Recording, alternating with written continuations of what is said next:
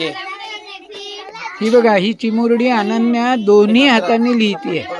वरती बघा ना, संपूर्ण राहायचं ते. आले का बघ?